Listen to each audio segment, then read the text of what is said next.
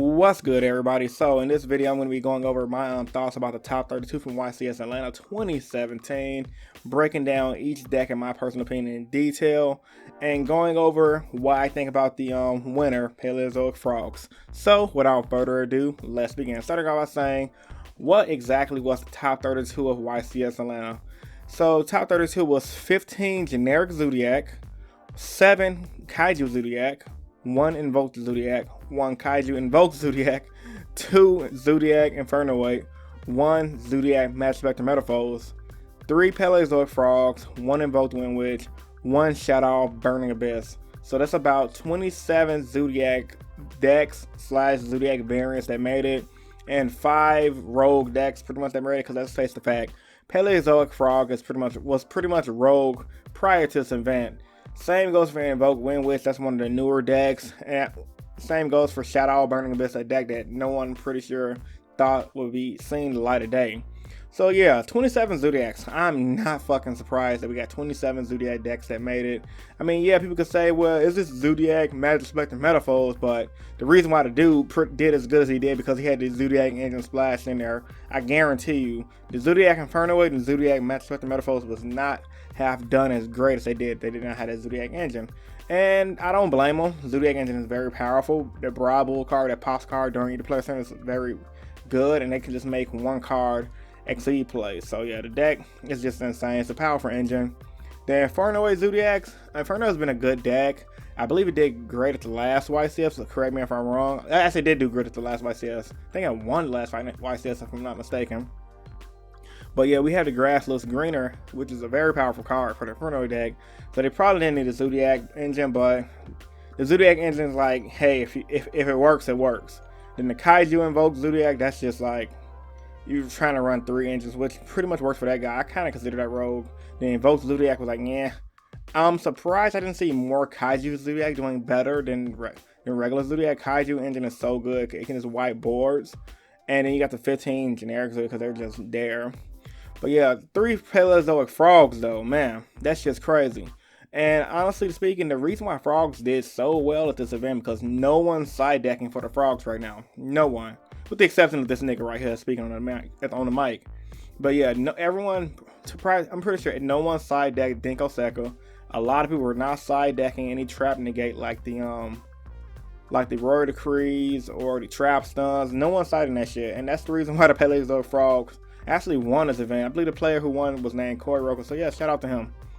And another reason why the Paleozoic Frog deck did so well is, of course, totally awesome. Why? Because he's fucking totally awesome. Like, the card is just so good.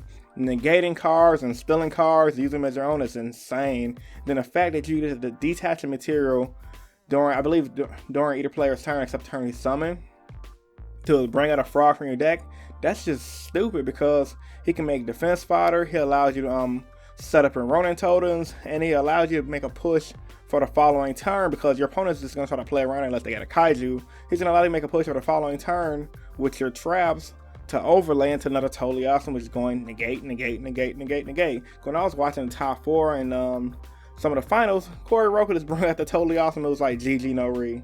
Because honestly speaking, while Zodiacs is a great deck, it's an amazing deck, extremely consistent, can OTK like crazy. It's kind of like playing against a hero deck from back in the day or Monarchs. It's extremely powerful, but once you wipe their board and their resources are low, they're going to be hard for them to come back. I mean, unless they just start having a monster in their hand and they're just good to go with their one card XYZ plays. But yeah, and Paleozoic Frogs have those cards. They have the trap that banishes. They have the trap that book moons. They have the main deck, the Wabakus, to stop the battle phase so they can stall you out. They got Reckless Grease for consistency purposes. Corey Roker, the guy who won, he actually ran Pot of Desires, which is a card that a lot of people thought was a dead card in this current format, and he brought that shit back to life because Pot of Desires is dirt cheap, and I won't be surprised since he won. It spikes up a little bit in price, along with Totally Awesome, because the guy who won the event ran those cards to keep his deck extra consistent.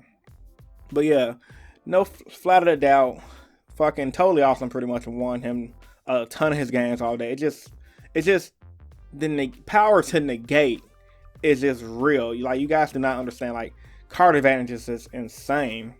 So yeah, shout out to the Paleozoic Frogs for choreographing. Now that another deck I want to talk about before I end this video is that Paleozoic fucking 60 card deck. I'm pretty sure he ran that Grassless Greener. That deck. Well, I'm pretty sure he ran the Grassless Greener. Correct me if I'm wrong, but in theory, if he did run a Grassless Greener, he can mill off half his deck, get all the traps in the graveyard, and start setting shit up.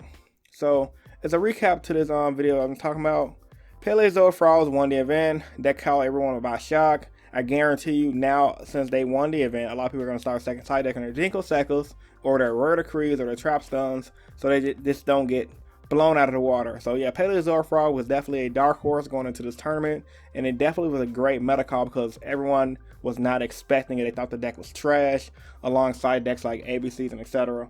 And I won't be surprised if the ABCs win one of the next YCSs because no one side decks things like fucking that fucking machine card that blows up all machines. So yeah, tell me what you guys think about my recap in the comment section down below. And as I always tell you guys, if you're a new viewer to the channel, I'd love for you to subscribe for more Yu-Gi-Oh content.